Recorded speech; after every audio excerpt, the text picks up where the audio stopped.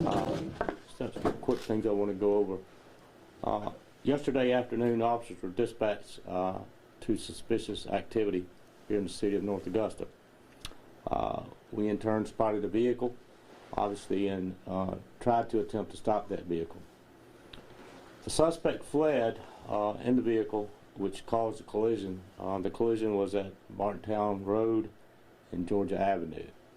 There were some injuries in that particular wreck. We'll talk about those in a little bit. The suspect continues down Georgia Avenue and exits the truck, and as you can have seen and heard from the previous reports, shots were fired. So at that point, he opens fires on our officers.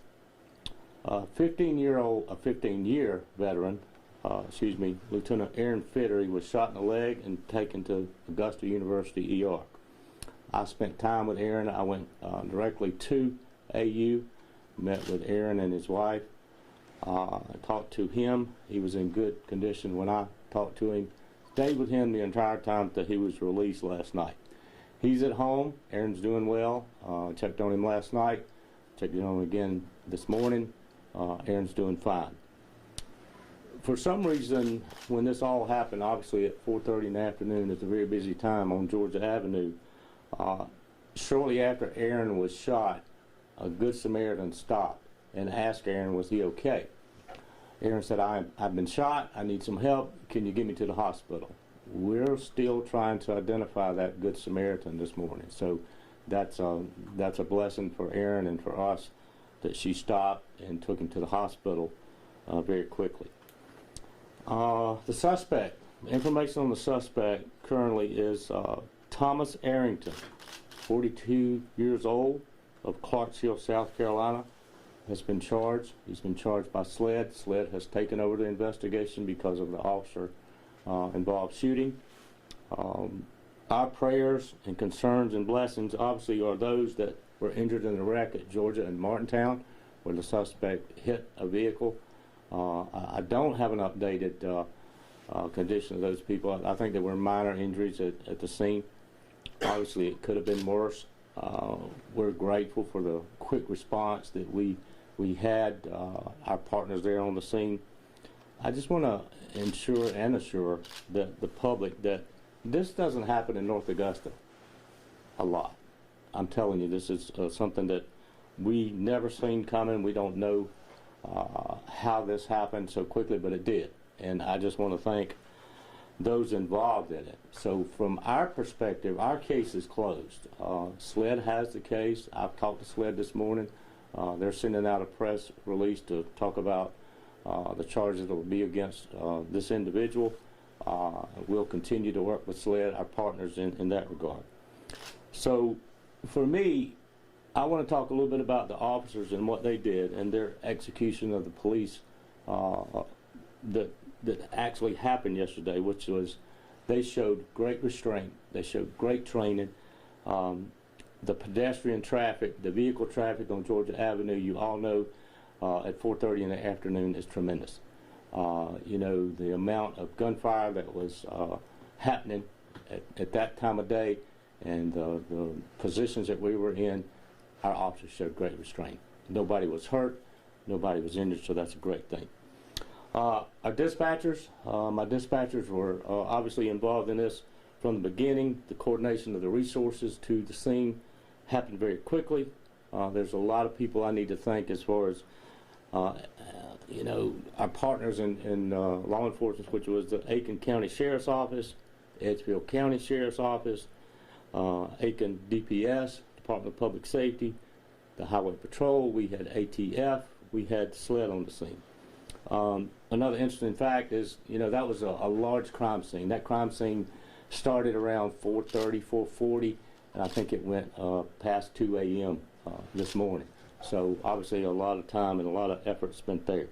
But the other interesting thing too is the local businesses that were impacted by this thing yesterday afternoon. Obviously they came out and helped and fed us, brought us water, and just to make sure that we're okay. So again, I go back to what I said previously about this is an unusual event for us to happen in North Augusta. But I want to assure every citizen of this city that we're safe, you're safe, everybody's good. We're going to check on people. That's always been our priority. That will continue to be our priority in the city of North Augusta. Anybody got any questions I can answer? I have a quick question. With the suspect's extensive criminal history in North Augusta, could you speak to kind of the importance of, I guess my first question would be, was he on your radar in terms of having so much criminal history? Was this someone that was well known to police? Not that we are aware of right now. I mean, we've got some intelligence that told us after the fact that the Marshal Service was interested in this guy. But as far as being on our radar, I think this was a suspicious call. The caller was very meticulous about what she saw, described what was going on, and so our quick response led us to this individual. I wouldn't say he was on our radar, but we definitely found out that this was a dangerous individual.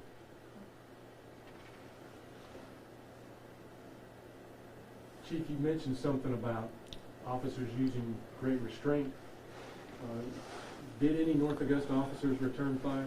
They did. A couple of officers were involved in returning fire to the suspect, but I think you have to understand too the training and restraint that I talked about during that time of day.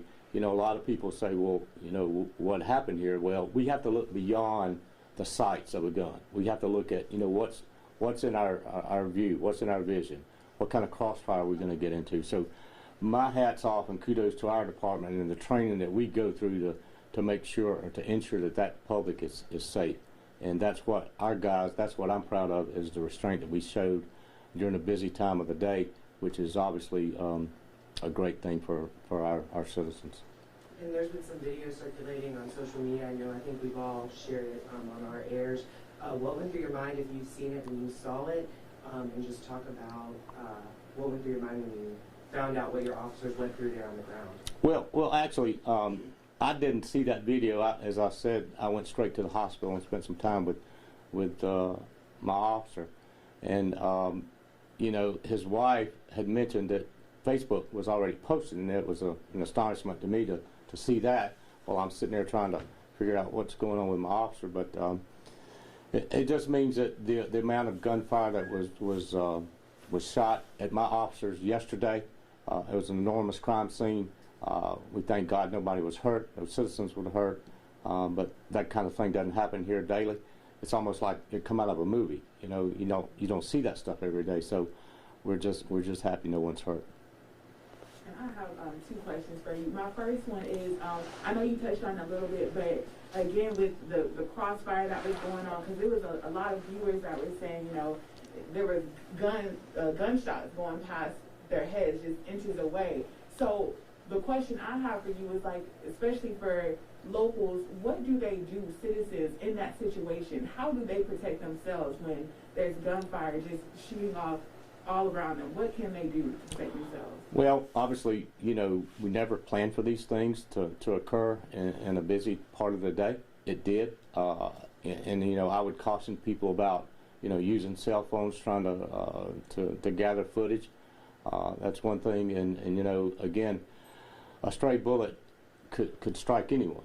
That's the blessing we have today is, thank the Lord, none of that did happen, but it could have happened because of the amount of gunfire that happened.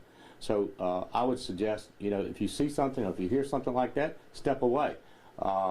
You know, lock your car, get away from it as quick as you can, because you can see from the videos that I've seen and you've seen off of Facebook and YouTube that it's a very delicate situation and it's a very dangerous situation that is involving. And that didn't happen with one or two shots. It happened over a period of time. And so that crime scene got dangerous as it went on that day. Certainly did. And then my second question for you, I don't know if you're going to send this out in press release, but could we get the correct spelling of the officer's name and Yes. the suspect's name? Sure, absolutely. We'll give it to you. Okay. It's Public Safety Lieutenant Aaron, Aaron, Fittery, Fittery. And again, Aaron's a 15-year veteran with public safety here. I have a quick question. When's the last time that you or North Augusta has seen something like this happen, especially in the heart of downtown? I've been here 12 years. This is the second officer that I've had shot. I had an officer shot early, maybe the first couple of weeks I was here 12 years ago, but other than that, and it wasn't downtown. So for me, this is the first time that I've seen something of this magnitude occur downtown in this particular area. I think that goes without saying. I mean, you don't see that every day anywhere. And just to follow up to that, City of North Augusta continues to grow more and more. Is that something you guys are trying to handle, anything like that that's affecting you guys, or? I don't think there's so much that. I mean, obviously we know that we've got some growth pattern that's going to occur. We have a great city council and a great city administrator who stand by us and give us what we need. So those things will be talked about in conversations to had in the future, but we've got a great support system here. In terms of support, what are you all doing for the officers that were involved in terms of supporting them, counseling? I'm not sure if Support One has partnered with you all. That's a great question. Support One was at the hospital last night. They came out. We rushed all our folks to a conference room that were involved, and I'm talking about the entire shift that was there was given. Support One was there on the scene and talked our guys through that. I have personally called each and every one of those officers on that shift this morning and talked to them and made sure they're okay. We will offer some counseling.